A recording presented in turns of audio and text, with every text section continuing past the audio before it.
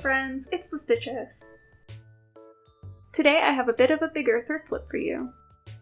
Recently, I got quite a few adorable vintage pieces that just needed a few small tweaks to make them wearable kawaii garments.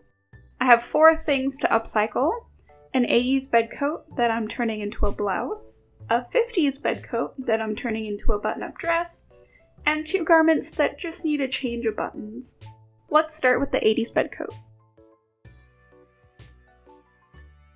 This print is so busy that I decided to just trim off the ties on the front since they were more fussy and distracting than they were cute.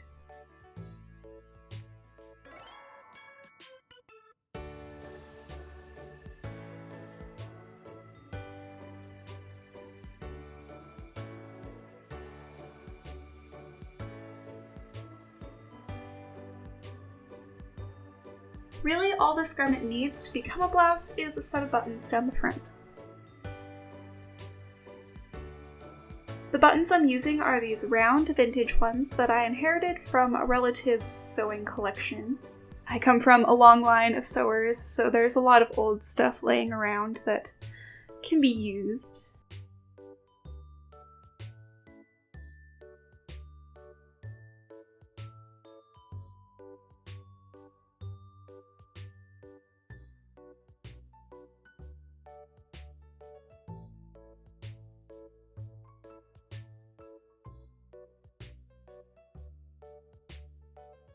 I'm also lucky enough to have a home sewing machine with an automatic buttonhole maker, which makes this project much easier.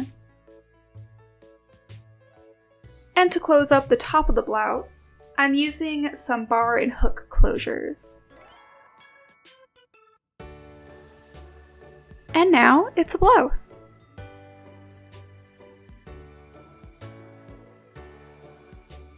I'm excited to use this as a layering piece now that the fall weather has settled in. Next, let's knock out the simple projects.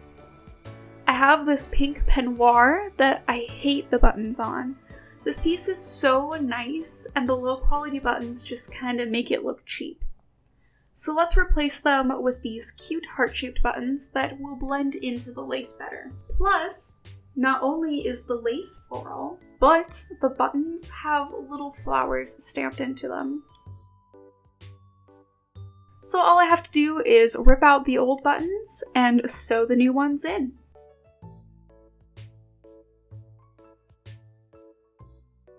The original manufacturers actually left behind some large black markings, so it was pretty easy to get them right in the exact same spot.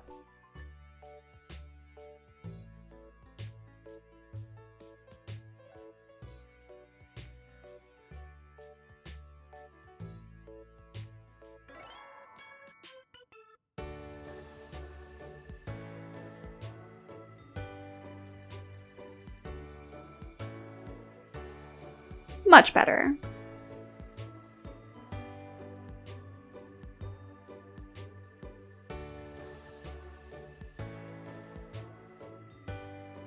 My next piece is a dress with the same problem: ugly buttons. I'll be replacing them with these pearlescent buttons that are the same size but have a much softer shape.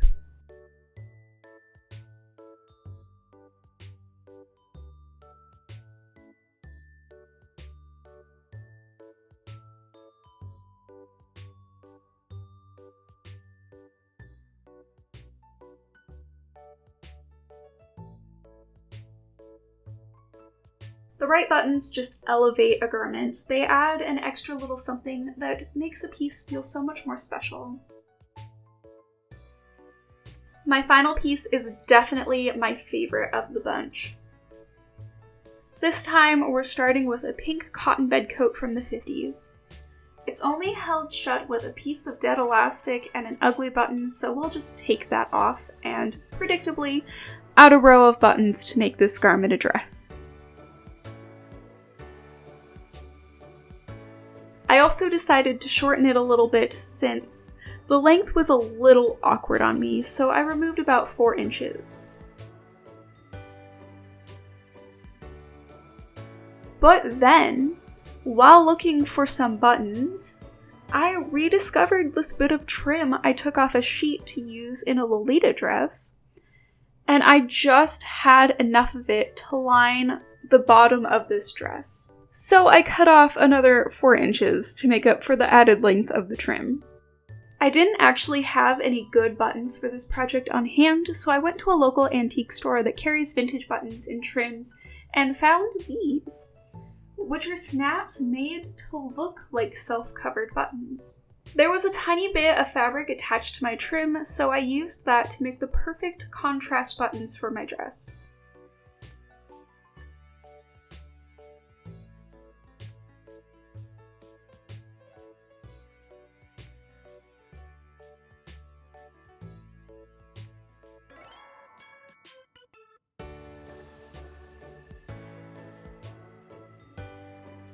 I started my actual sewing with the trim.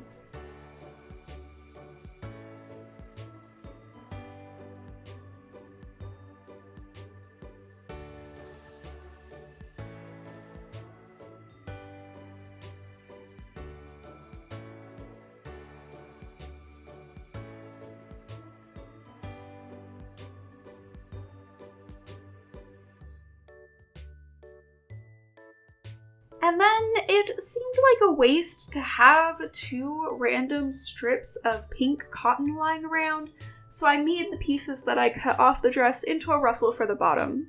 So when you think about it, this dress didn't actually get any shorter.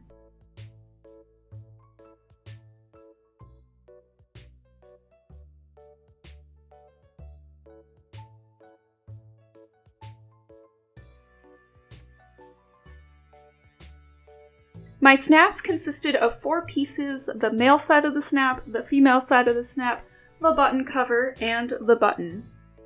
3 of these were stitched to the garment, and then the last one was snapped on top.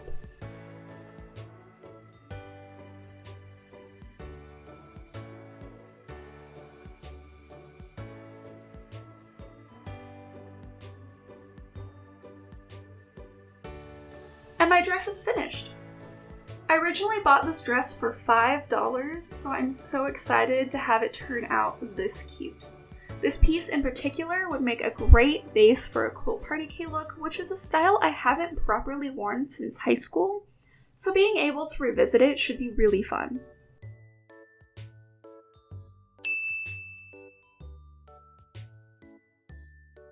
I hope everybody enjoyed this video. I'm so happy to have these new garments, and hopefully this will inspire some of you and maybe help you see the potential in simple items you might find at the thrift store. That's all for today's video. Bye!